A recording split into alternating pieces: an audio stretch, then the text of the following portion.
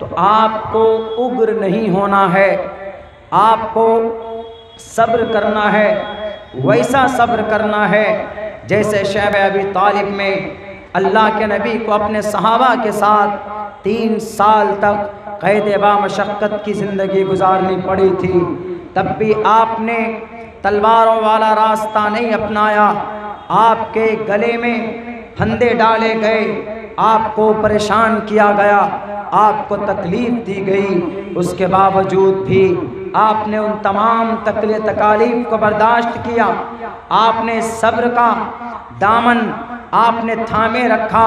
बिलाल हबशी तड़पाए जाते थे, उसके बावजूद भी प्रॉफेट मोहम्मद सल्लल्लाहु अलैहि वसल्लम ने बार बार उनको तलकीन की कि सब्र करो, इंशाअल्लाह तबारक व तआला बेहतर मामला तुम्हारे साथ होगा। आज हम बिल्कुल बेआईनी 13 साला ज़िंदगी मोहम्मदुर रसूलुल्लाह के मक्के वाली जो ज़ुल्म सितम और मज़ालिम के पहाड़ तोड़े जाते थे, शायद 24 घंटे में वो लोग 6 घंटे किसी न किसी सहाबी पर, बल्कि आप यूँ कहें 14 घंटे मुस्तकिल जुल्म किसी न किसी शक्ल में वो लोग करते थे।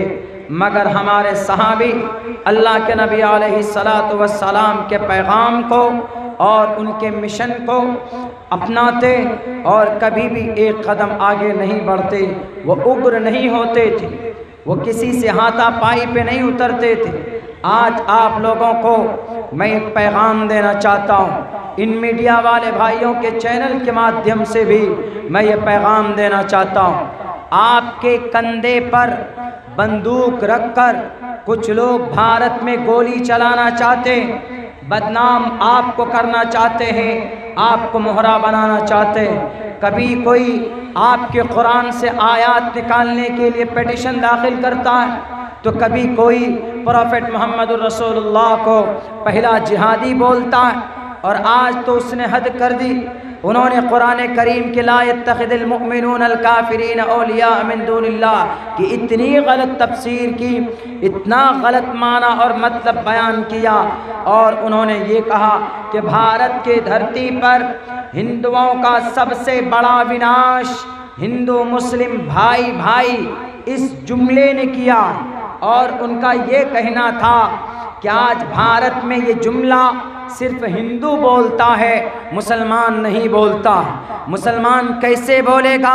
मुसलमान अगर बोलेगा तो उनकी शरीयत के तरफ से ये हराम है कि भारत के अंदर हिंदू मुस्लिम भाई भाई। हम ये बात कहना चाहते हैं उनसे, स्टेज पर खड़े होकर कौम के दरमियान में नफरत फैलाने की बात न किया जाए। आप ऐसे लोगों को पहचानें। भारत के अंदर सबसे ज़्यादा अगर इस नारे को बुलंद किया है भारत में, एशिया महाद्वीप में, एशिया बर्र सगीर में, बांग्लादेश, श्रीलंका, अफ़गानिस्तान, भारत, भूटान और नेपाल में इस जुमले को सबसे ज़्यादा अगर किसी ने बोला है तो वो भारत का मुसलमान। हिंदू मुस्लिम भाई भाई, क्योंकि हिंदू और मुस्लिम में तशद्दुद और नफ़रत ज़्यादा फैलाई जाती है और तेज़ी के साथ नफ़रत फैलती। इसीलिए इस जुमले में सिर्फ हिंदू के साथ, मुसलमान के साथ हिंदू को जोड़ा गया। और किसी हिंदू भाई के उन गुरुओं को मैं कहना चाहता हूँ जो किताब पढ़े बगैर गुरु बन गए, जो अपने शास्त्र का अपना विचारण किए बगैर वो गुरु बन गए, कि आप अपने खुदाओं को खुश करने के लिए इस तरह की बातें और गलत तशरीह मत किया करो कि हिंदू मुस्लिम भाई भाई, ये मुसलमान का नारा नहीं, ये सिर्फ हिंदुओं का नारा। किनको बदनाम करना चाहते हो? प्रॉफेट मोहम्मद रसूलुल्लाह को क्या गुनाह था उनका? उन्होंने तो यही कहा था ना कि या अय्युहन्नास क़ूलू ला इलाहा इल्लल्लाहु तुफ़्लिहू, ए लोगो अल्लाह को एक मान लो कामयाब हो जाओगे। यही गुनाह था ना? उनके सर पर पत्थर मारे गए, उनके सर से खून निकाला गया। यही गुनाह था ना, या अय्युहन्नास क़ूलू ला इलाहा इल्लल्लाह तुफ़्लिहू का नारा बुलंद करते रहे। अगर ये गुनाह है तो अभी होली खेली गई। पूछो इस होली की तारीख में प्रहलाद एक लड़का था जिसने अपने अब्बा के खिलाफ बगावत शुरू की थी। हिरण्यकश्यप उस महाराजा, हिरण्यकश्यप बाप है, प्रहलाद बेटा है। और हिरण्यकश्यप कहता है अपने बाप अपने बेटे से, ए पुत्र तू मुझे क्यों नहीं मानता अपना परमात्मा? जब सारे गांव बस्ती वाले मेरे कदमों में झुक जाते हैं तो तुम अपने ओम हरि ओम का माला क्यों जपता है? तुम अपने ओम नमो भगवते वासुदेवाय का माला क्यों जपता है? तू मुझे भगवान क्यों नहीं मानता? तू मेरी पूजा क्यों नहीं करता? तू मेरी परस्तिश क्यों नहीं करता? पता प्रहलाद का जवाब क्या था? प्रहलाद ने कहा कि अब्बा मोहतरम, आपको हु क्रिएटेड यू? आपको किसने पैदा किया? उन्होंने कहा कि मैं खुद से पैदा होकर आया हूँ। मुझे वरदान दिया मेरे ब्रह्मा ने, मुझे वरदान दिया है मेरे परमात्मा ने, मुझे कोई नहीं मार सकता। प्रहलाद छोटा बच्चा, एक मासूम सा 7-8 साल का बच्चा। ये होली जो मनाई जाती है, आज की तारीख में होली मनाई गई।